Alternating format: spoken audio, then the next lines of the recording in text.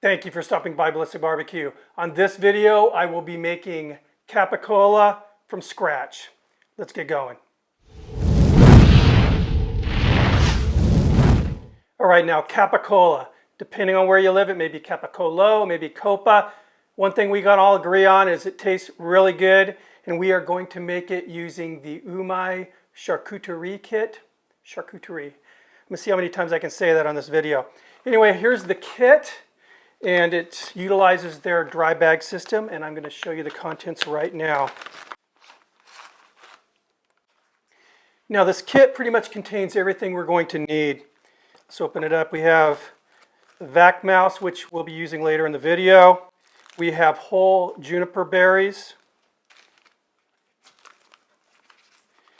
Cure number 2, pink salt. And there's 2 different size bags, and I want to say there's 5 bags here, and then very detailed instructions. It's a really nice little pamphlet they put out. The first thing I'm going to do is prep the meat. All right, and here's the meat we're going to be using for this capicola. This is a Boston butt pork shoulder, and it's weighing in at a little under, well, it's about 9.5 pounds or so. And even though meat prices are fairly high right now, I still got this for, well, it was $1.99 a pound, so it was under 20 bucks, which is pretty cool.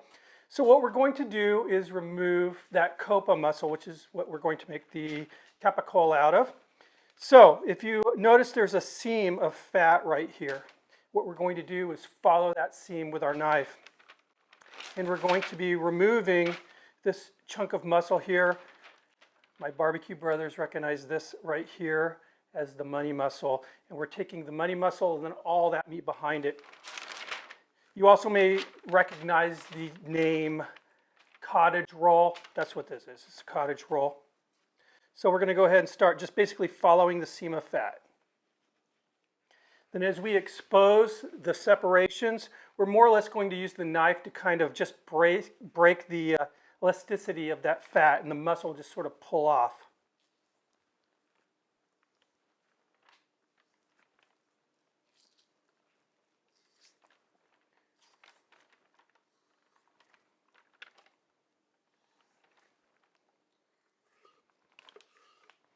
There we have it. Now, don't you fear, believe me, this will be going to good use. I'm going to be making some carnitas a little later.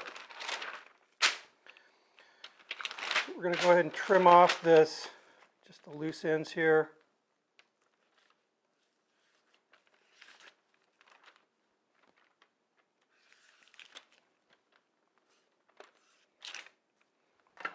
And there we have it.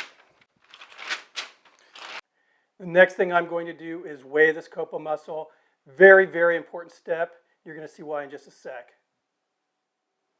All right, that copa muscle weighed in at 4.5 pounds. Now it's very important to know the weight of this meat because a lot of the ingredients in this cure are proportioned by the weight. Let's get going. We're going to start off with 6 tablespoons of kosher salt, 60 grams. Now this is 3% of the total weight of that meat. It's going to go in the processor here. Now I'm going to add 2 tablespoons of just regular old white sugar, 1 teaspoon or 6 grams of that Instacure number 2, and this is 0.25% of that total weight. 2 tablespoons coarsely ground pepper, 1 tablespoon or 4 grams of crushed juniper berries, 2 dried bay leaves crumbled, this is roughly 2 grams, 1/2 teaspoon or 1 gram of freshly grated nutmeg, 2 to 3 sprigs or 3 grams of fresh thyme, 2 cloves of coarsely minced garlic. Now we'll get this processed here.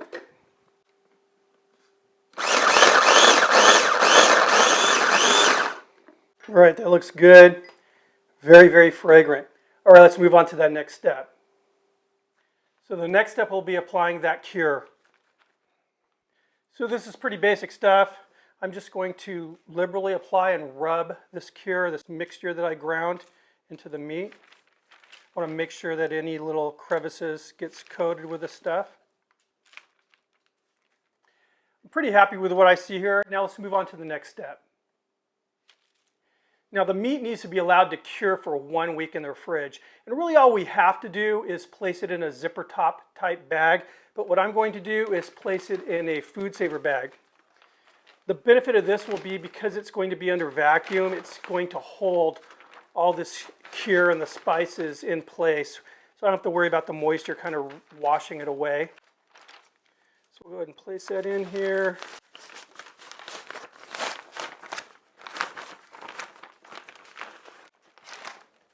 Get this paper out of my way here. Now we'll get this sealed up.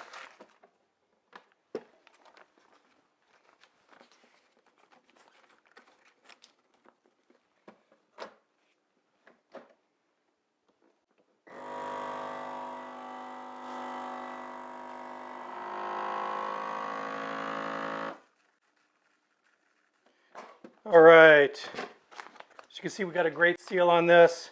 It's going in the fridge again for 1 week. I'll see you again when it's time to start the next step. 7 days have passed, and what we have now is a cured copa mussel. The next step will be to remove it from the food saver bag. I'm going to take it over to the sink, rinse it off thoroughly under the cold water, pat it dry. I don't think you need to see that. See you in a bit. Meat has been rinsed, it's been patted dry. And you'll find that after that curing process is complete, it's a lot firmer than it used to be. Now, if I was to take this out and toss it onto my smoker, eventually we'd end up with what they call a cottage ham. We're doing charcuterie. We'll save that for another video. Next process is going to be to coat this with what traditionally would be paprika. I live here in San Diego. One of the cool things about doing this at home is you can kind of customize the flavors. We love those kind of Southwest Mexican flavors. So what I've done is I've mixed 1 cup of paprika with about a tablespoon of chipotle, which is a smoked jalapeno pepper.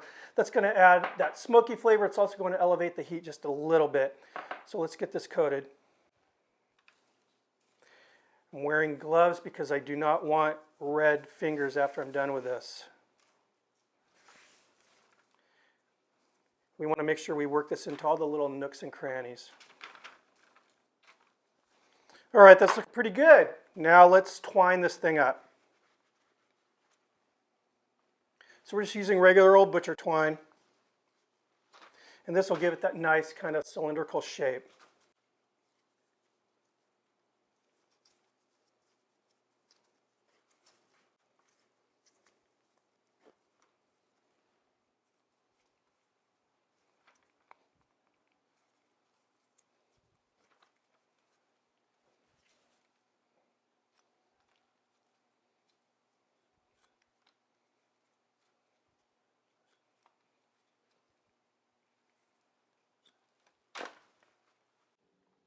All right, and the dressing's looking pretty good. However, taking a close look at this meat, I think I may have went a little heavy on the paprika.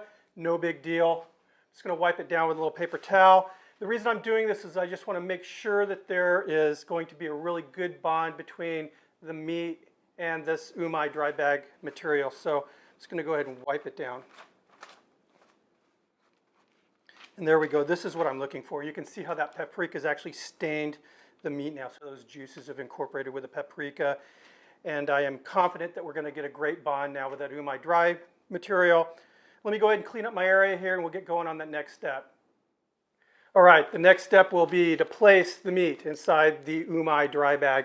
And remember, you cannot substitute this for a regular vacuum seal bag. This is a special material. It's going to bond with the proteins in this meat, and it'll allow an exchange of oxygen. The moisture is going to be allowed to leave the meat. Moisture will not be allowed to enter the meat, and you're not going to get those foul odors in your fridge. So very, very cool stuff. Let's go ahead and get this in. Now, I went ahead and folded this over. I made a cup, I don't know, good 4 inches, I guess. And the reason I did that was just to keep the juices and the spices and everything off the sealing part of the bag where I'm going to be making the heat seal. So let's go ahead and get this in here.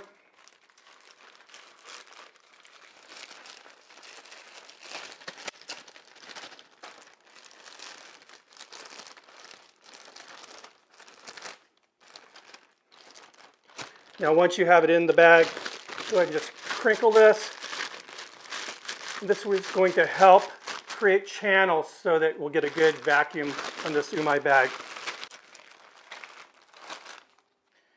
Now the kit comes with some of these, they call them vac mouses. I don't know why. Umai, why do you call them vac mouses? This is going to also help with the suction into the bag.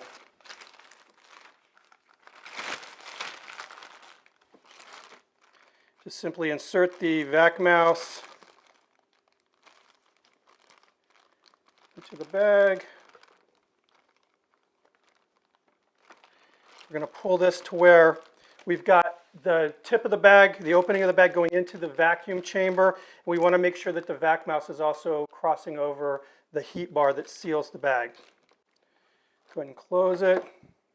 Now, if your vacuum sealer has a moist setting, we're going to push that button. We're going to go ahead and seal this. Try to massage out any air you can, just to help this machine's job get a little easier here.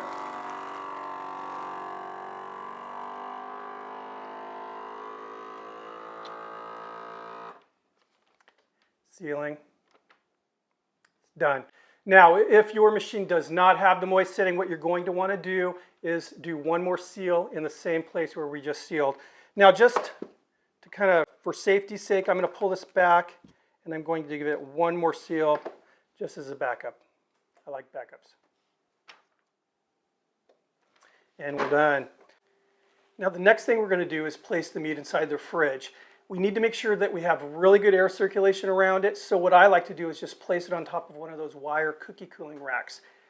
The Capicola will be done once it loses 35% of its current weight, which is another reason why we needed to know the weight. What I would suggest you do, this is what I do, is just write the weight on the bag with a Sharpie, and then calculate and write the target weight also on the bag. After about 4 weeks, I'm going to be checking the weight. Usually it takes anywhere from 6 to 8 weeks for the process to complete. Now this bag material is amazing, amazing stuff. It's going to allow a good oxygen exchange. It's going to allow moisture from the meat to leave the bag. It's not going to allow any moisture into the bag or any, nasty things into the bag. And another cool thing is it does not let this bag emit any foul odors into your fridge, so you're good to go there. Anyway, I'm going to again start checking in about 4 weeks, and I will see you when this Capicola is done. See you in a bit. All right, so it's been 7 weeks, and this Capicola is done. As you can see, it's a lot smaller than it used to be. Let me go ahead and cut it out of the bag here.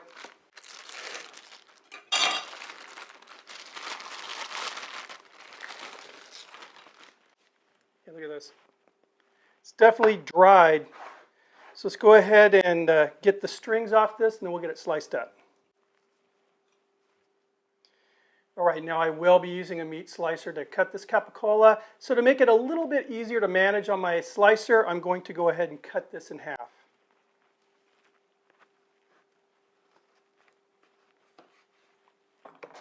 And look at that. That is beautiful. I am very, very happy right now. Let's get this thing sliced. All right, the little meat slicer I'm using here is made by Chef's Choice, and it's the Very Tilt Model 632, which is also available at Umai. So they're the one-stop shop for this charcuterie and dry aging type stuff. Anyway, let's get this meat sliced up.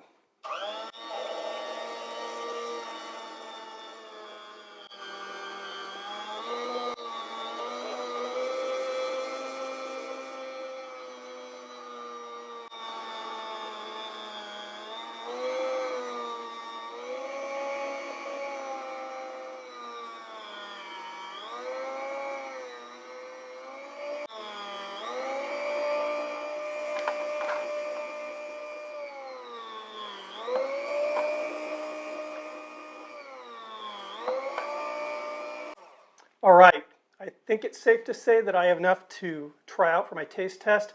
So let's get this stuff plated up and we'll see how good it is. And here we go. Tried to make it look as fancy as I could. Need some cheese and crackers, but I'll be fixing that here in a bit. Anyway, let's give this a try. So fresh tasting. I personally have never had charcuterie that's this fresh. This is just awesome, awesome.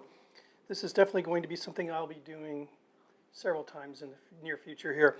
Anyway, guys, thanks again for stopping by. I appreciate it. Umai, thank you guys. You're the best.